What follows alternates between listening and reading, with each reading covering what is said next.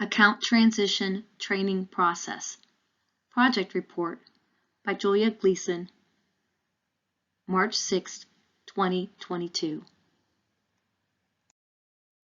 To give you some background on the project, the problem that was identified relates to account transition. We found that there isn't a consistent account transition process for account executives, and this impacts not only our customer relationships, but also our employee high performance goals.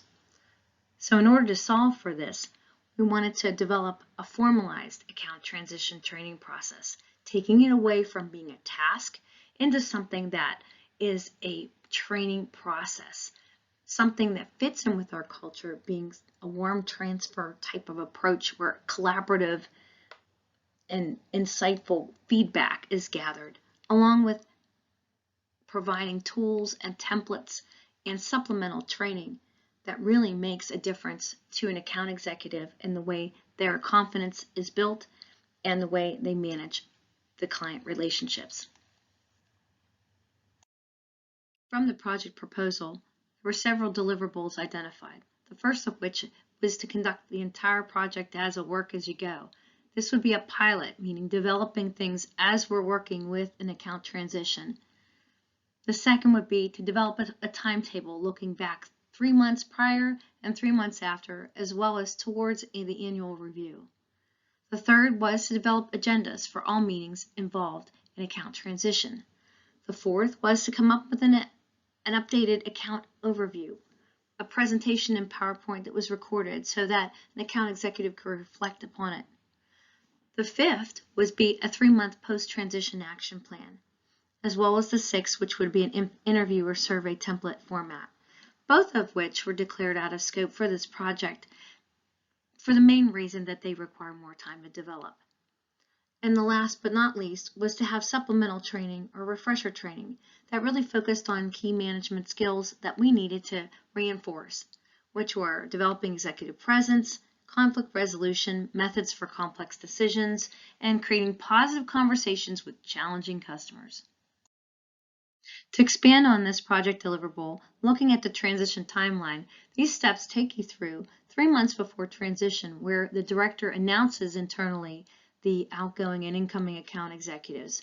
2 months before transition, we move on to start more work, cleaning up records, files, emails, and then 1 month before transition is where things become more intense with the incoming and outgoing account executive, leading the way towards the preparation and also the shadowing activity that needs to occur.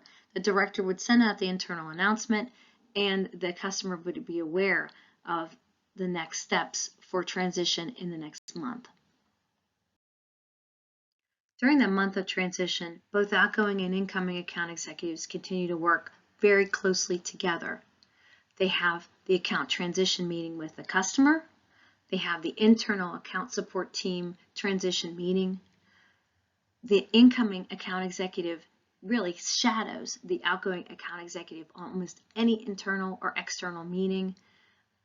And even though the in-progress tasks and issues are the responsibility of the outgoing account executive, that incoming account executive needs to coordinate and work directly with them to problem solve and collaborate on any upcoming concerns. 1 month post the transition, the outgoing account executive begins a cleanup or housekeeping period where files are compiled. The outgoing account executive holds additional meetings just to make sure that the incoming account executive is okay and understands all the facets of the relationship. All the incoming account executive begins to take on other projects that are directly related to the account, while the outgoing account executive completes the in-progress tasks.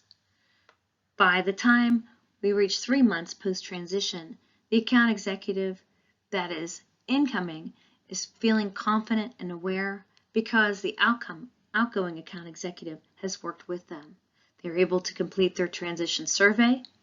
They're also able to complete their own strategic plan, looking at the account from their own perspective.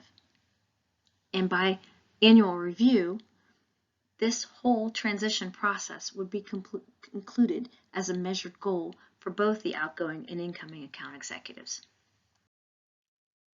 During the proposal phase, project objectives were also developed. They fit into the first category, where they were hard objectives, and the majority were met. The only two that were not met at this point in time were the first, which is using this for every account transition as of March 2022. There have not been as many account transitions in this first quarter. There will be more in the second. So the process is just beginning to start with them. And the second is performance metrics. We do not have those established and incorporated. The project objectives for the soft category were all met. The first and most important one, which was to create a paradigm shift, making this account transition process from a task into an actual training that was felt and part of our culture, meaning that warm transfer, that relationship foundation is maintained. All the other pieces fall underneath that, which of course the most important there is being the customer's first impression remains positive.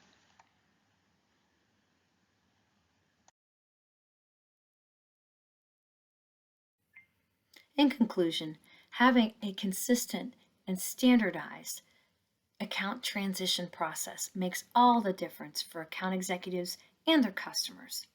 Sales and account management really functions so much better when they have something that they can rely on that gives them the confidence and the information that they need about the customer relationship, as well as other issues and items that impact those customers.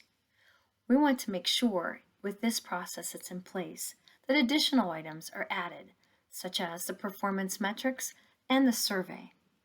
All in all, having this process is in line with the health plan's mission, vision, and values.